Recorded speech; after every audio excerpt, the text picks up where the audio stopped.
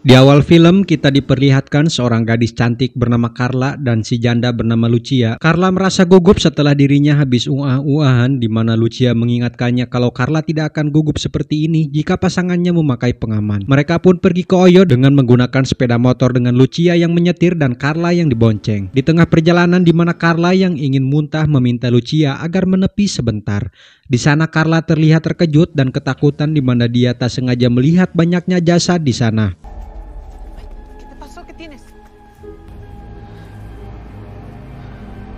Sementara itu, scene beralih kepada seorang kapten militer pasukan khusus, di mana dia baru saja kalah bermain ludo bersama temannya si Tuco. Ketika hendak ingin pergi dari tempat tersebut, tak sengaja dari parkiran dia melihat kedua perempuan alias Lucia dan Carla. Melihat mereka berdua yang mendapatkan masalah dengan anggota kartel, timbul dari hati kapten untuk menolongnya. Namun Tuco mencoba mencegahnya karena Tuco tahu mereka adalah anak buah dari seorang bos gembong narkoboy paling ditakuti di kecamatannya.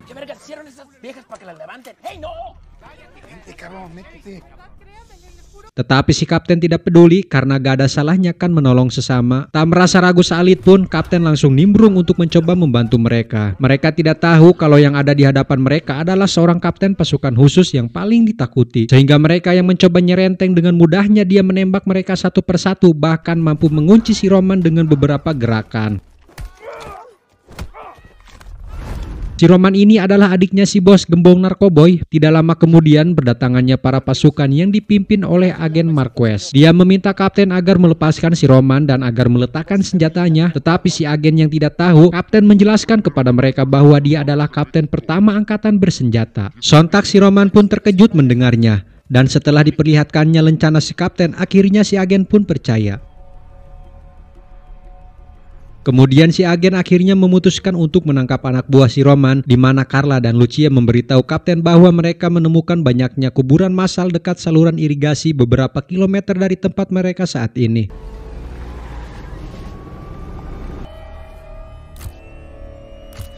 Setelah diidentifikasi, rupanya jasad yang ditemukan adalah para tentara yang disiksa sebelum akhirnya dibunuh oleh para anggota kartel, dan turut berduka cita kepada keluarga yang ditinggalkan sekaligus memberikan upacara penghormatan kepada mereka yang telah gugur. Kabar berita tersebut pun sampai ke telinga sang bos badak gembong narkoboy bernama Josefo Urias. Nampak dia sedang memarahi Roman karena tidak becus dan dianggap bodoh karena posisi mereka saat ini sedang terancam dan sudah menjadi incaran para pasukan militer Meksiko. Josefo mendapatkan informasi dari seorang informannya di markas militer bahwa orang yang Roman tadi siang hadapi adalah bukan anggota militer biasa dan sangat berbahaya. Bahkan menghabisinya saja harus dari belakang, dan perlu diketahui dia adalah seseorang yang telah menghabisi ayahnya.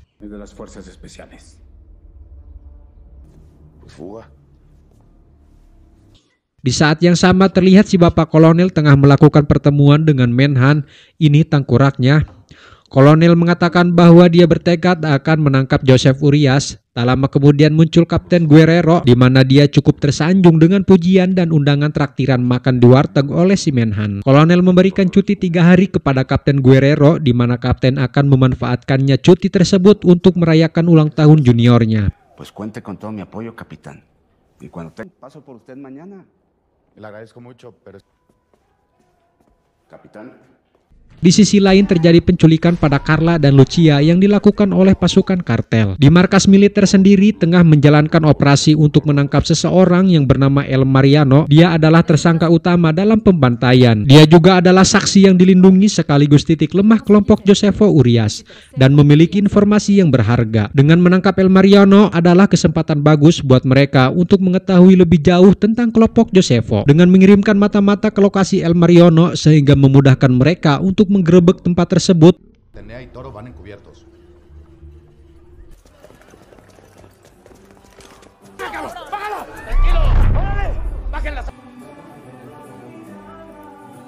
Penangkapan El Mariano pun berjalan dengan lancar tanpa harus adanya saling adu tembak. El Mariano pun dibawa bersama anak buahnya untuk menghadap ke kejaksaan. Diam-diam seseorang penjahat mencoba mengeker tanpa dia sadari bahwa ada tentara militer yang mencoba mengheadshotnya.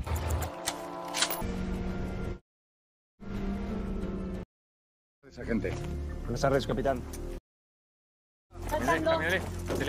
Setelah penangkapan tersebut, Kapten memberikan laporan kepada Kolonel dan mereka hanya menembak satu musuh, di mana Bapak Kolonel meminta anggota tim Kapten Guerrero untuk membantu penangkapan Josefo Urias. Compañero de mi parte. de su parte, mi coronel.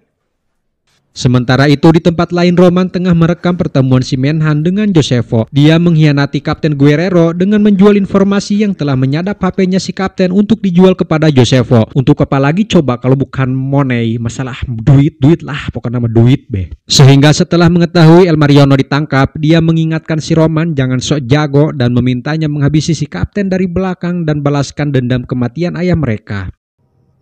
Ese pinche guacho se mata por la espalda. Mereka yang mendapatkan cuti tengah berkumpul menunggu si Kapten untuk memulai pemberangkatan. Sedikit perkenalan, mereka adalah Polo, Tan Kue, Combo, dan Toro. Sebelum berangkat, mereka melakukan sesi foto terlebih dahulu. Sepanjang dalam perjalanan, situasi adem ayem, bahkan mereka sempat ngabanyol, namun tiba-tiba... Ya, tiba-tiba mobil pasukan kartel menumbruk mobil mereka, tapi kir panjang Kapten yang menyetir itu pun menghantam mobil mereka walaupun dihujani tembakan. Sontak mereka langsung turun dari mobil dan menghajar musuh mereka satu persatu.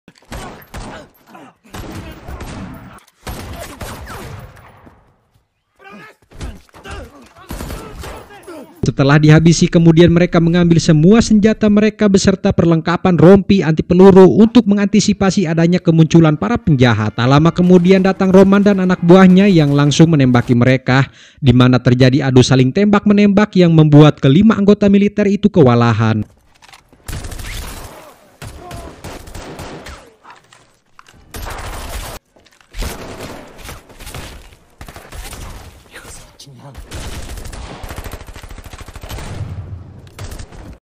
Dengan presisi dan akurasi yang dimiliki Polo, dia mampu menumbangkan beberapa musuh dengan menggunakan snipernya dan hingga pada akhirnya mereka mampu melibas habis si Roman. Setelah semuanya aman, mereka menghampiri si Roman dan belum sempat mendapatkan informasi siapa yang sudah mengkhianati mereka. Sadar kalau mereka adalah kirimannya Josefo dan ada seseorang yang memberitahu keberadaan mereka. ¿Ya 20 de la garita, capitán? No hay manera de que lleguen antes que la maña. Ditakutkan kedatangannya Josefo dan anak buahnya, tidak ada pilihan lain, mereka terpaksa berjalan menyusuri hutan. Mereka pun terus berjalan sambil mengawasi sekitar untuk mengantisipasi ancaman dari musuh, di mana Kapten memberi mereka waktu 2 menit untuk istirahat dan nampak dari kejauhan musuh mulai mengikuti mereka sehingga Polo mengambil alih sniper dan terjadi tembakan di sana.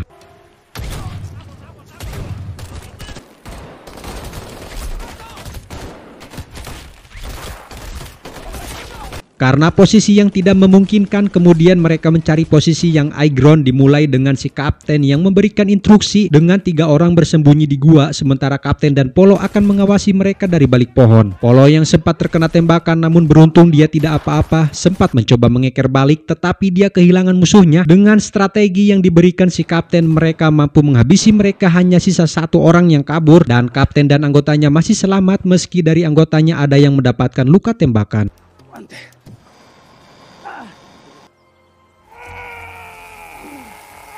No entró la bala. Estoy bien.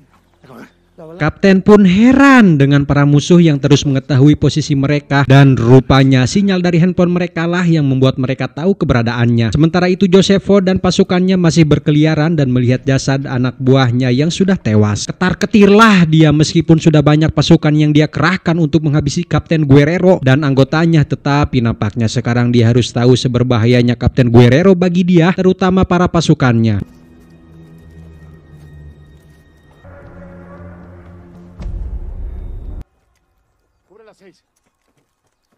Nampak terlihat mereka masih terus melanjutkan perjalanan menuju pos militer, di mana mereka memutuskan untuk beristirahat sejenak untuk memulihkan tenaga. Di mana si Kapten dibuat nyesek setelah melihat rekaman video si Menhan yang rupanya telah mengkhianati mereka yang membocorkan informasi kepada Josefo. Estamos comprometidos. Avancen. Tanque. Awalnya ingin merayakan pesta ulang tahun Polo, tetapi situasi menjadi seperti ini di mana Polo dengan mengatakan merayakan ulang tahun sambil bekerja adalah suatu keberuntungan. Mereka pun melihat sebuah camp dan penjahat yang berjaga di luar. Sangrai Suuk, belum Jagong, Bubui Dangdor. Mungkin mereka akan mendapatkan pembekalan di sana, lalu kemudian membantai para bangsat-bangsat yang sedang ngopi di dalam.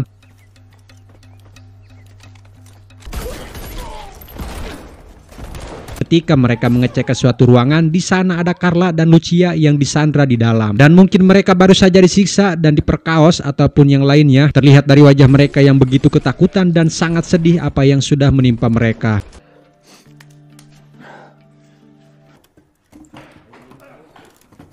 Tentu saja mereka akan bersiap-siap untuk menghadapi ancaman Josefo dan pasukannya yang tak lama lagi akan tiba menyerang mereka. Kemudian mereka mengisi semua amunisi senjata mereka dan memasangkan rompi anti peluru kepada Carla dan Lucia sebagai menjaga keselamatan. Kemudian mereka memutuskan meninggalkan tempat tersebut, namun tiba-tiba Josefo dan pasukannya muncul yang membuat Carla tertembak. Dengan cepat mereka pun kembali masuk ke dalam camp untuk menghindari tembakan. Josefo dan pasukannya terus menembaki camp si kapten tanpa henti-henti dengan jumlah pasukan mereka yang begitu banyak membuat mereka kewalahan.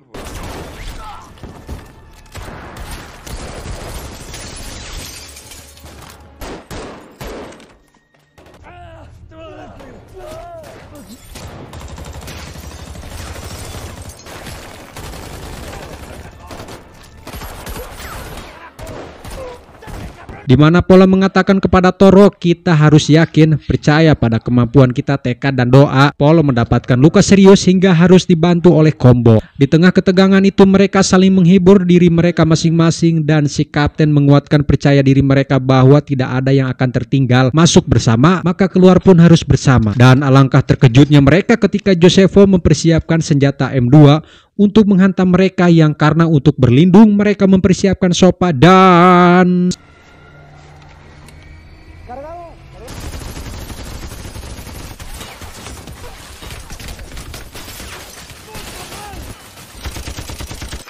Saat senjata badak tersebut sedang reload, saatnya kesempatan mereka untuk melakukan serangan balik. Mereka saling melindungi dan menembak mereka satu persatu dan si kapten berhasil mengenai si Josefo dengan tembakannya. Tiba-tiba muncul para penjahat dari bawah tanah sehingga Tan Kue melakukan aksi nekat dengan aksi bom bunuh diri di sana. Dan kini hanya Josefo lah yang tersisa dan sayang Polo harus tertembak oleh Josefo dan harus tewas di sana. Mereka mendesak Josefo agar menyerah dan Josefo pun meletakkan senjatanya.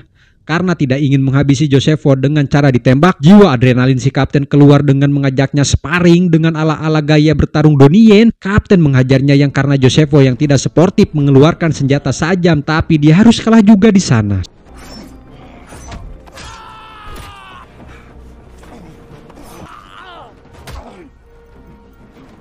Setelah ayahnya dihabisi oleh si kapten, kini sekarang giliran Josefo lah yang dihabisi dan si kapten memperingatkannya bahwa kau telah bermacam-macam dengan pasukan khusus, artinya mereka siap melawan kejahatan sekecil apapun dan sebesar apapun resikonya yang akan mereka tanggung.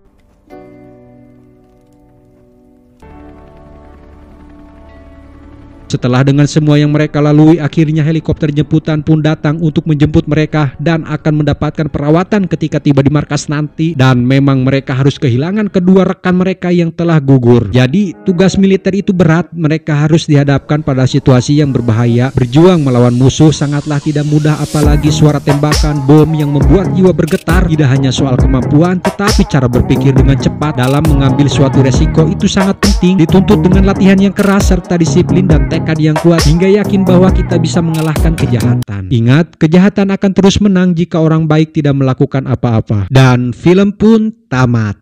Jangan lupa subscribe guys. Subscribe dulu dong. Ya, bantu subscribe biar mencapai 1000 subscriber.